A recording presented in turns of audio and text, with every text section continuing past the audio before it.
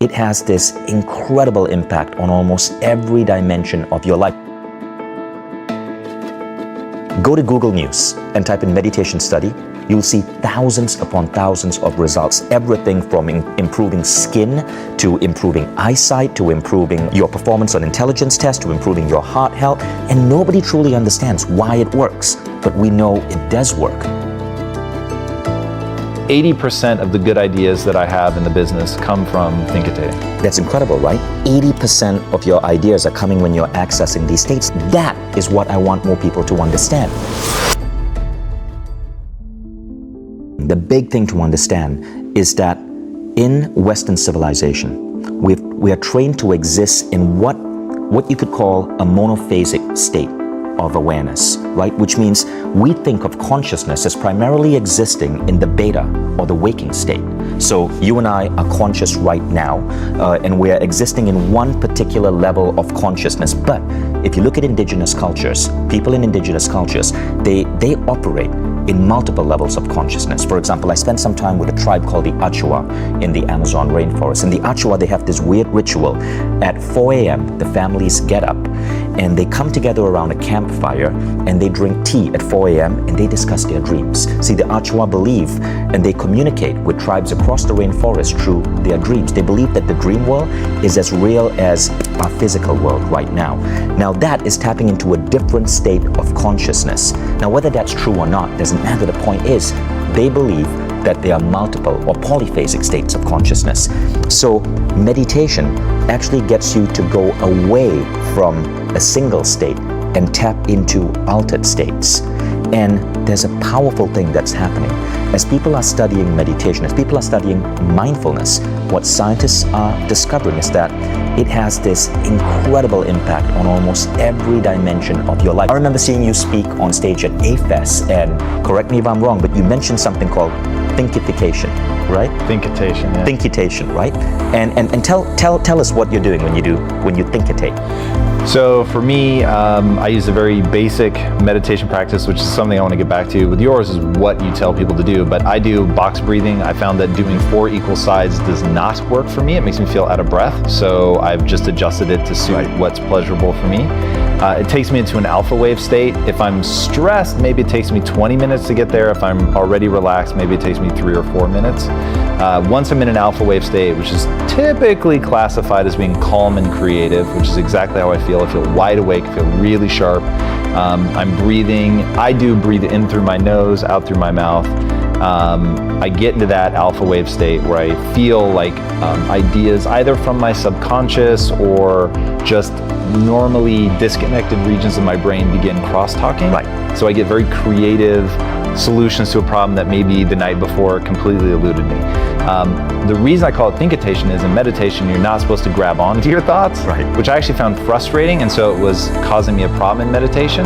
So I thought, well, what if I just promise myself that once I get into that state, then I can grab my computer, put it on my lap, continue my breathing cycle to stay in that alpha wave state.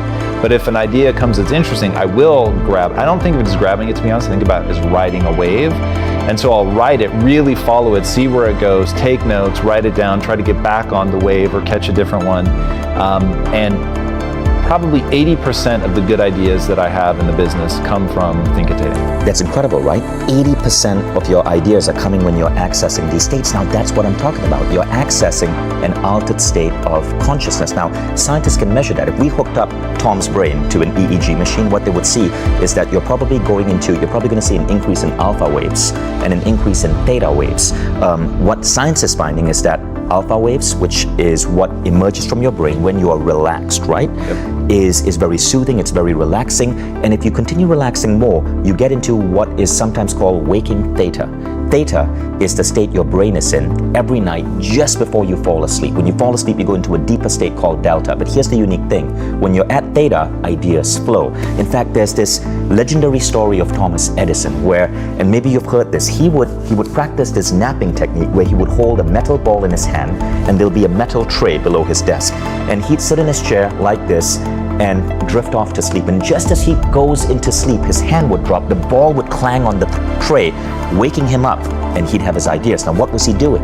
He was dipping into theta to pull out ideas. In fact, there's this quote by Edison which says this: ideas come from space. It's hard to believe, but it's true. Ideas come from out of space. Now, isn't that similar to what you're doing? You're using your own language, but you're dipping into Theta to pull out ideas, and you just said it, 80% of your business ideas are coming from this state. That is what I want more people to understand. We can tap into these altered states to fundamentally make better decisions, to draw upon ideas, and to even increase our rate of getting towards our ideas. So this is one of the most powerful aspects of meditation. But you also said something else, which I want to pick up on, which is the reason more people don't meditate. You said something along the lines of, I know in meditation you're not supposed to latch on to any thought, right? Yeah. That's rubbish. That's completely not true. See, there are different types of meditation. In fact, there's so many different types of meditation. I hate using the word meditation. Rather, I call it a transcendent practice. A transcendent practice is any practice where you go out of the physical world and you go within. So meditation, breathing in and out, box breathing is a transcendent practice, but closing your eyes and just being grateful for your life is a transcendent practice. Closing your eyes and thinking compassionately about someone you love is a transcendent practice, and thinkitation is a transcendent practice. You're going within. And then there's modern meditation, which is about becoming better at the world. Meditation is not about becoming better at meditation, it's about becoming better at functioning in the modern world. And so when you understand that transcendent practices are these beautiful things we can tap into to get better at life, you see meditation in a completely different way. Meditation helps you bend reality. There is a myth out there in the world that I call the hustle myth. It says that it's about hard work, that it's about working harder than the competition. It's about busting your back for 100 hours a week. I call bullshit on that, because I also see people who focus on themselves first, who have a steady meditation practice, who learn how to tap into intuition and then how to visualize their goals. And they work significantly less but get far better results. You can hustle or you can surrender into your inner space. And I'm a big fan of surrendering into your inner space. Hustling, to me, is an outdated, broken approach that leads to overwork, it leads to broken marriages, it leads to poor relationship with your kids, it leads to aging faster. Don't hustle. It's a myth.